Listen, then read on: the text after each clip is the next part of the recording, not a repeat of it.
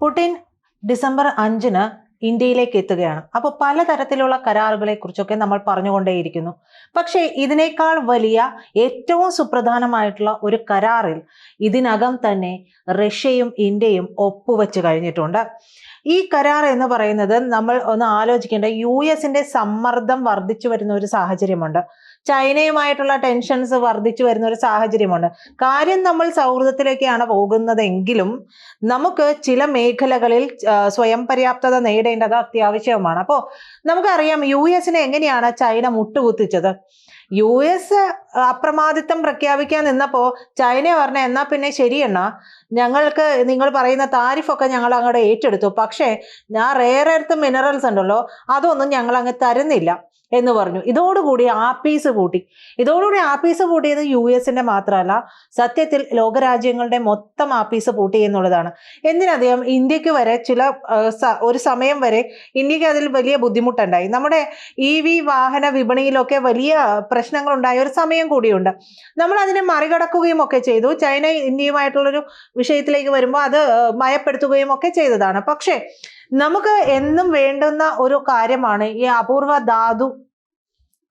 ധാതുക്കൾ എന്ന് പറയുന്നത്. അപ്പോൾ അത്തരത്തിൽ തന്നെ പ്രധാനപ്പെട്ട ഒരു കാര്യമാണ് ഈ ഭാഗത്ത്, അതായത് ഈ ഒരു മേഖലയിൽ, അപൂർവ ധാതുക്കളുടെ മേഖലയിൽ കൂടുതൽ അപ്രമാദിത്വം ഉണ്ടാവുക എന്നുള്ളത്. നമ്മുടെ പ്രധാനമന്ത്രി 5 രാജ്യങ്ങൾ 8 ദിവസം കൊണ്ട് ഇത് സന്ദർശിക്കുകയും ചെയ്തു. ഈ ഒരു വിഷയവുമായി ബന്ധപ്പെട്ടായിരുന്നു.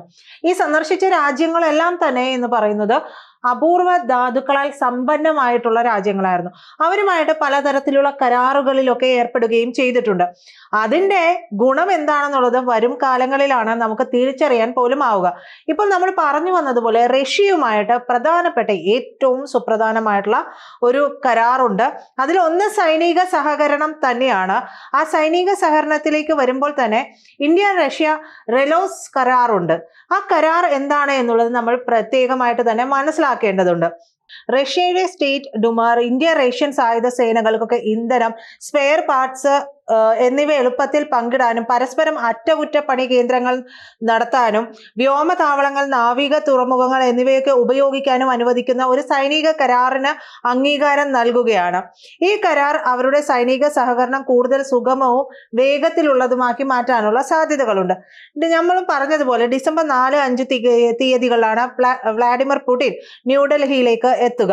അപ്പോൾ ഇതിനു മുമ്പ് പ്രതിനിധി തല കൂടിക്കാഴ്ചകൾക്കായിട്ടൊക്കെ എത്തുമ്പോഴേക്കും 23ാമത് ഇന്ത്യ റഷ്യ നേതാക്കളുടെ ഉച്ചകോടിയിലും ഈ ഒരു കരാർ വലിയ ചർച്ചാ വിഷയമാകാനുള്ള സാധ്യതയുണ്ട്. ഈ വർഷം ഫെബ്രുവരിയിൽ മോസ്കോയിൽ വെച്ച് ഇന്ത്യൻ അംബാസഡർ വിനയ് കുമാറും മുൻ റഷ്യൻ ഡെപ്യൂട്ടി പ്രതിരോധ മന്ത്രിയായിട്ടുള്ള അലക്സാണ്ടർ ഫോമിനും ചേർന്നിട്ടാണ് ഈ റെലോസ് എന്ന് പറയുന്ന കരാറിലേക്ക് ഒപ്പുവെക്കുന്നത്.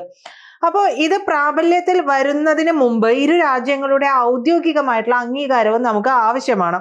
ഇത് അംഗീകരിച്ചു കഴിഞ്ഞിട്ടുണ്ടെങ്കിൽ ലോജിസ്റ്റിക്സ് കരാർ ഇരു രാജ്യങ്ങളുടെ നിരവധി പ്രായോഗിക പ്രശ്നങ്ങളൊക്കെ പരിഹരിക്കുന്ന തരത്തിലേക്ക് എത്തും.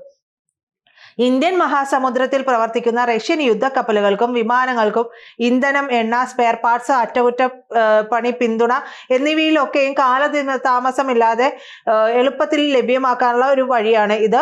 സുഖോയ് M30 MKI യുദ്ധവിമാനങ്ങളും വിവിധ നാവിക കപ്പലുകളും പോലുള്ള നിരവധി പൊതു സൈനിക പ്ലാറ്റ്ഫോമുകൾ ഇന്ത്യയും റഷ്യയും തമ്മിൽ ഉപയോഗിക്കുന്നതുകൊണ്ട് ഈ കരാർ എന്ന് പറയുന്നത് റഷ്യയുടെ നാവിക വ്യാപ്തി വർദ്ധിപ്പിക്കാനുമൊക്കെ കാരണമാകും. അപ്പൊ ഇന്ത്യയെ സംബന്ധിച്ചും ഇത് വലിയ രീതിയിൽ തന്നെയാണ് പ്രശ്നമാകുന്നത്. ഈ മഞ്ഞുരുകുന്ന സമയമാണ്. ആ മഞ്ഞുരുകുന്നത് കൊണ്ട് തന്നെ ആർട്ടിക് ഷിപ്പുകൾ റൂട്ട് തുറക്കുന്നതോടുകൂടി റഷ്യൻ പിന്തുണ ഉപയോഗിച്ചുകൊണ്ട് ആർട്ടിക് ജലാശയങ്ങളിൽ പോലും ഇന്ത്യൻ നാവിക കപ്പലുകൾക്ക് പ്രവർത്തിക്കാൻ കഴിയുന്നത് കൊണ്ട് തന്നെ ഈ കരാർ പ്രധാനപ്പെട്ട ഒന്നായിട്ട് മാറുന്നുണ്ട്. ഈ റെലോസ് പ്രകാരം ദ്രവീകൃത പ്രകൃതിവാതകത്തെ സൂചിപ്പിക്കും, അതായത് LNGയെയും ആർട്ടിക് അല്ലെങ്കിൽ റഷ്യൻ ജലാശയങ്ങൾക്ക് സമീപം പ്രവർത്തിക്കുന്ന ഇന്ത്യയുടെ നാവിക കപ്പലുകൾക്കൊക്കെ വേഗത്തിൽ എത്തിച്ചേരാൻ കഴിയും. ഈ ആർട്ടിക് മേഖല എന്ന് പറയുന്നത് വളരെ തന്ത്രപ്രധാനമായിട്ടുള്ള ഒരു മേഖലയാണ്. അവിടെ പലതരത്തിലുള്ള ധാതു ശേഖരങ്ങളുണ്ട്. അപ്പൊ ഈ മേഖലയിലേക്കൊക്കെ കടന്നു കയറാനായിട്ട് പല രാജ്യങ്ങളും ശ്രമിക്കുന്നുണ്ട്. പക്ഷെ അവർക്കൊന്നും തന്നെ കൈ കൊടുക്കാതെ, നമുക്കറിയാം റഷ്യ എന്നും ഇന്ത്യയോട് ചേർന്ന് നിന്നിട്ടുണ്ട്, പ്രത്യേകിച്ച് ഈ സമയത്ത് കൂടി. ഈ സമയം എന്ന് പറയുന്നത് റഷ്യക്ക് സാമ്പത്തിക പ്രതിസന്ധി ഏറെ ഉള്ള ഒരു കാലം കൂടിയാണ്. അപ്പോൾ അവർക്ക് ഈ കാര്യങ്ങളെല്ലാം വിശ്വസിച്ച് ഏൽപ്പിക്കാൻ ഒരു ആൾ വേണം. ആ വിശ്വസനീയതയുടെ കാര്യത്തിൽ ഇന്ത്യയെ കവിഞ്ഞ് മറ്റൊരാൾക്കും അവർക്കത് നൽകാനും കഴിയില്ല. അതുകൊണ്ട് തന്നെയാണ് ഈ ഒരു കരാർ വരുന്നതും. അപ്പൊ ഈ കരാർ വരുമ്പോൾ ആർട്ടിക് മേഖലയിൽ ഇവർക്ക് വേണ്ടുന്ന പരിവേഷണങ്ങൾ നടത്താനും അതിലൂടെ നമുക്ക് കൂടുതൽ ഉപയോഗപ്പെടുത്താവുന്ന തരത്തിലേക്ക് കാര്യങ്ങൾ കൊണ്ട് എത്തിക്കാനും സാധിക്കുമെന്നുള്ളതാണ്. ആർട്ടിക് മേഖലയിൽ റഷ്യക്ക് ശക്തമായ LNG അടിസ്ഥാന സൗകര്യങ്ങളൊക്കെ ഉണ്ട്. കൂടാതെ ദീർഘനേരം മടങ്ങേണ്ട ആവശ്യമില്ലാത്ത ഇന്ത്യൻ കപ്പലുകൾക്ക് ഇന്ധനം നിറയ്ക്കാനായിട്ട് റഷ്യൻ തുറമുഖങ്ങൾ ഉപയോഗിക്കുകയും ചെയ്യാം. ഇത് ചെലവും സമയവും അപകട സാധ്യതയും ഒക്കെ കുറയ്ക്കുകയും ചെയ്യുന്നുണ്ട്. പ്രത്യേകിച്ച് ഒരു താപനില എന്ന് പറയുന്നത് -40°C താഴാൻ സാധ്യതയുള്ള കഠിനമായ ആർട്ടിക്കിന്റെ ഒരു സാഹചര്യമുണ്ട്. ആ മേഖലകളിലൊക്കെ ആ സമയത്തൊക്കെ നമുക്കത് ഉപകാരപ്പെടും. ഈ ആർട്ടിക് സർക്കിളിനുള്ളിൽ റഷ്യയുടെ വടക്കേ അറ്റത്തുള്ള പ്രദേശമായിട്ടുള്ള യമൽ പെൻസുലിനിയയിൽ ഇന്ത്യക്ക് ഇതിനകം തന്നെ LNG ഇറക്കുമതി ചെയ്യുന്നുണ്ട്. ആർട്ടിക് മേഖലയിലെ ഇന്ത്യ റഷ്യ സംയുക്ത അഭ്യാസങ്ങളിലും ഈ കരാർ ഉപയോഗിക്കാനുള്ള സാധ്യതകളുണ്ട്. കരാർ ഒപ്പിട്ടപ്പോൾ റഷ്യയുടെ ഒരു പ്രധാനപ്പെട്ട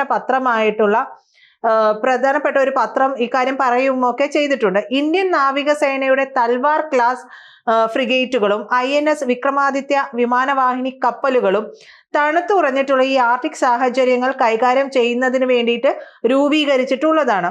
ഈ റെലോസിനൊപ്പം ഇന്ധന വിതരണ, അറ്റകുറ്റപ്പണി എന്നിവയ്ക്കായിട്ട് അവർക്ക് ഈ മേഖലയിലെ റഷ്യൻ താവളങ്ങൾ ഉപയോഗിക്കാനും കഴിയും.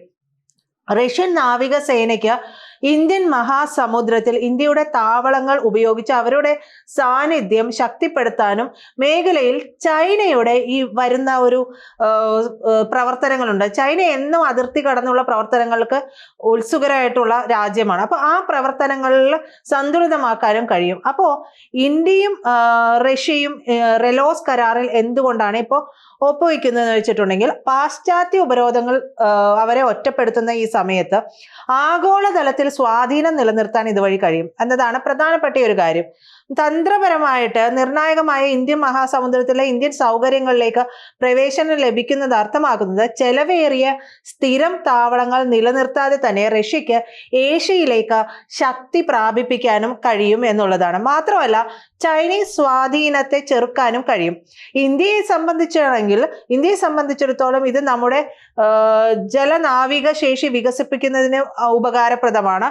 നമ്മുടെ സ്വന്തം തീരങ്ങളിൽ നിന്ന് വളരെ അകലെ പ്രവർത്തിക്കാനുള്ള ഒരു കാര്യം കൂടി, പ്രവർത്തിക്കാനുള്ള ഒരു അധികാരം കൂടി നമ്മൾക്ക് ലഭിക്കുകയാണ്.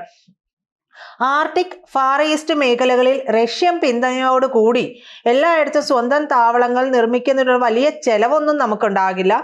അന്താരാഷ്ട്ര വ്യായാമങ്ങളിലൊക്കെ, അതായത് അഭ്യാസങ്ങളിലൊക്കെ നമുക്ക് പങ്കെടുക്കാൻ കഴിയും. മാനുഷികപരമായിട്ടുള്ള ആവശ്യങ്ങൾ നിറവേറ്റി കൊടുക്കാനും കഴിയും. അപ്പോൾ ഇത്തരത്തിലുള്ള കാര്യങ്ങളെല്ലാം തന്നെ ഈ ഒരു കരാറുമായി ബന്ധപ്പെട്ട്, റെലോസ് കരാറുമായി ബന്ധപ്പെട്ട് സംഭവിക്കുന്നുണ്ട്. മറ്റൊന്ന് ഈ സൈനിക സഹകരണം എന്ന് പറയുമ്പോൾ നമ്മൾ പറയുന്നത് പോലെ തന്നെ ദുരന്ത നിവാരണം, ഭീകരാക്രമണം എന്നീ കാര്യങ്ങൾ ഉണ്ടാകുമ്പോൾ ഇന്ത്യൻ സൈന്യം റഷ്യയിലേക്കും റഷ്യൻ സൈന്യം ഇന്ത്യയിലേക്കും എത്തി പ്രവർത്തനങ്ങൾ ഏകോപിപ്പിക്കുന്ന ഒരു സാഹചര്യം ഉണ്ടാകും. അവർ ചേർന്ന് നിന്നുകൊണ്ട് നമ്മൾ അവരോട് ചേർന്ന് നിന്നുകൊണ്ടും അവർ നമ്മളോട് ചേർന്ന് നിന്നുകൊണ്ടും തന്നെ പ്രവർത്തിക്കുന്ന ഒരു സാഹചര്യം ഉണ്ടാകും. ഏതാണ്ട് നാറ്റോയിലെ സഖ്യം പോലെ തന്നെ ഒരു കൊടുക്കൽ വാങ്ങൽ രീതി ഉണ്ടാകും എന്നുള്ളതാണ്. അപ്പോൾ ഈ കരാറുകൾ നമ്മൾ സ്ഥിരം പറയുന്ന S-400 Su-57 പോലുള്ള കരാറുകൾ മാത്രമല്ല, പുടിൻ ഇന്ത്യയിലേക്ക് വരുമ്പോൾ അത്രത്തോളം പോന്ന തരത്തിലുള്ള കരാറുകൾ തന്നെ ഇന്ത്യയും റഷ്യയും തമ്മിൽ ഡീലുകളായി കഴിഞ്ഞിട്ടുണ്ട്.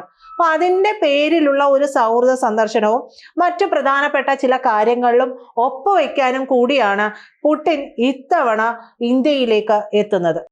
ABC ഹിന്ദി ന്യൂസ് സബ്സ്ക്രൈബ് ചെയ്യുക.